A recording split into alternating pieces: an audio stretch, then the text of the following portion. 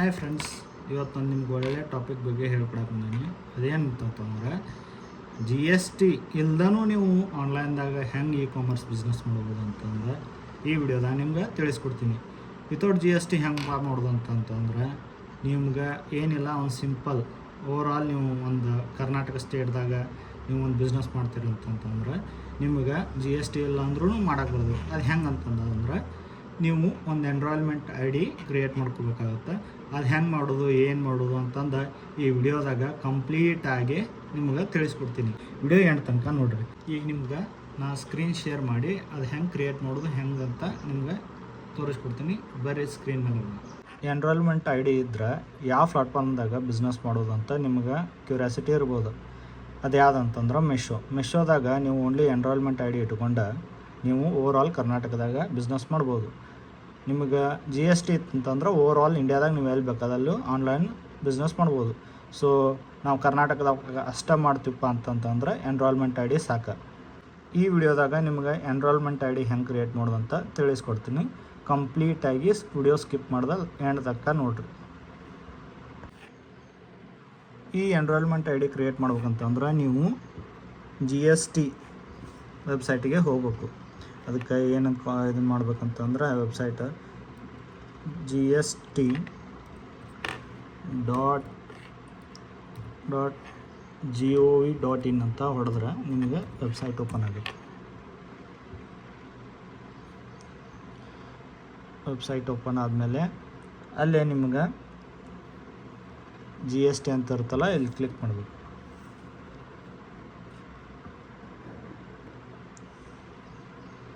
ಸ್ವಲ್ಪ network slow ಐತಿ, ಅದಕ್ಕೆ ಸ್ವಲ್ಪ ಲೋಡ್ ಆಗತ್ತೆ.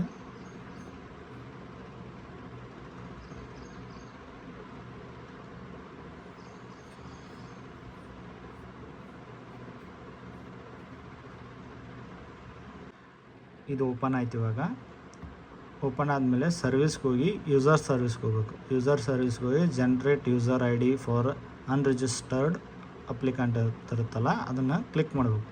ಕ್ಲಿಕ್ ಮಾಡಿದ ಮೇಲೆ ಒಂದು ಪಾಪಪ್ ವಿಂಡೋ ನಿಮಗೆ ಓಪನ್ ಆಗುತ್ತೆ. ಸ್ವಲ್ಪ ನೆಟ್ವರ್ಕ್ ಇಶ್ಯೂ ಐತಿ, ಸೊ ಅದಕ್ಕೆ ಸ್ವಲ್ಪ ಲೋಡ್ ಆಗತ್ತೆ.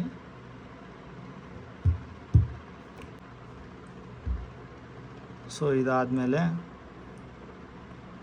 ಎಸ್ ಅಂತ ಕೊಡಬೇಕು. ಸೊ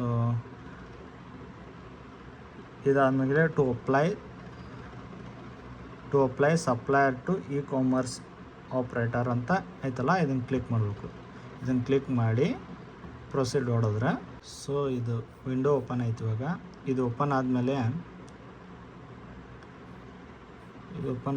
ನಾವು ಇಲ್ಲಿ ಪ್ಯಾನ್ ಕಾರ್ಡ್ದಾಗ ಏನೈತಲ್ಲ ಅದು name, PAN card account, email ID ಮತ್ತು ನಿಮ್ಮ ಮೊಬೈಲ್ ನಂಬರು, ನೀವು ಯಾವ ಸ್ಟೇಟಿಗೆ ಬಿಸ್ನೆಸ್ ಮಾಡ್ಬೇಕಂತಿದ್ದೀರಲ್ಲ ಆ ಸ್ಟೇಟ್ ಸೆಲೆಕ್ಟ್ ಮಾಡಬೇಕು. ಸೆಲೆಕ್ಟ್ ಮಾಡಿದ್ಮೇಲೆ ನಿಮ್ಮ ಕೆಳಗೆ ಬಂದರೆ ನಿಮ್ಮ ಅಡ್ರೆಸ್ ಡೀಟೇಲೆಲ್ಲ ಹಾಕಿ, ಕೆಳಗೆ ಇದು HSN ಎಲ್ಲ ನೇಮ್ ಕೋಡ್ ಅದು ಆಲ್ರೆಡಿ ಇರುತ್ತದು, ಅದನ್ನೆಲ್ಲ ಫಿಲ್ ಮಾಡಿ ನೀವು ಇದು ಕ್ಯಾಪ್ಷನ್ ಕೋಡ್ ಹಾಕಿದ್ಮೇಲೆ ಪ್ರೊಸೀಡ್ ಹೊಡೆದ್ರೆ ನಮ್ಮ ಮೇಲ್ ID ಮತ್ತು ನಿಮ್ಮ ಮೊಬೈಲ್ ನಂಬರ್ಗೊಂದು OTP ಹೋಗುತ್ತೆ.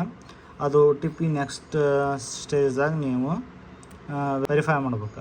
ಅದು ವೆರಿಫೈ ಆದಮೇಲೆ ನಿಮ್ಗೆ ಇನ್ನೊಂದು ಪಾಪಪ್ ವಿಂಡೋ ಶೋ ಆಗುತ್ತೆ. ಆ ವಿಂಡೋದಾಗ ನಿಮ್ಗೆ ನಿಮ್ಮದು ಎನ್ರೋಲ್ಮೆಂಟ್ ID ಏನು ಕ್ರಿಯೇಟ್ ಆಗಿರುತ್ತಲ್ಲ ಅದು ಶೋ ಮಾಡ್ತದೆ. ನೀವು ಆ ಎನ್ರೋಲ್ಮೆಂಟ್ ID ಯೂಸ್ ಮಾಡ್ಕೊಂಡು ನೀವು ಮೆಶೋದಾಗ ನಿಮ್ಮ ಸಪ್ಲೈಯರ್ ಅಕೌಂಟ ಕ್ರಿಯೇಟ್ ಮಾಡ್ಕೋಬೋದು. ಸೊ ಇದು ಇವತ್ತಿನ ವಿಡಿಯೋ ಟಾಪಿಕ್ ಆಗಿತ್ತು. ಸೊ ನಿಮಗೇನಾದರೂ ಡೌಟ್ಸ್ ಇದ್ದರೆ ಡೈರೆಕ್ಟಾಗಿ ಕಾಮೆಂಟ್ ಸೆಕ್ಷನಲ್ಲಿ ಕಾಮೆಂಟ್ಸ್ ಡ್ರಾಪ್ ಮಾಡಿ. ನಿಮ್ಗೇನಾದರೂ ಡೌಟ್ ಇದ್ದರೆ ಅದನ್ನು ಕ್ಲಿಯರ್ ಮಾಡ್ತೀನಿ. ನೆಕ್ಸ್ಟ್ ವಿಡಿಯೋದಾಗ ನಿಮ್ಗೆ ಮೆಶೋದಾಗ ಯಾವ ರೀತಿ ಸಪ್ಲೈಯರ್ ಅಕೌಂಟ್ ಕ್ರಿಯೇಟ್ ಮಾಡೋದು ಮತ್ತು ಲಿಸ್ಟಿಂಗ್ ಮಾಡೋದು ಅಂತಂದು ನಿಮ್ಗೆ ತಿಳಿಸ್ಕೊಡ್ತೀನಿ. Thank you.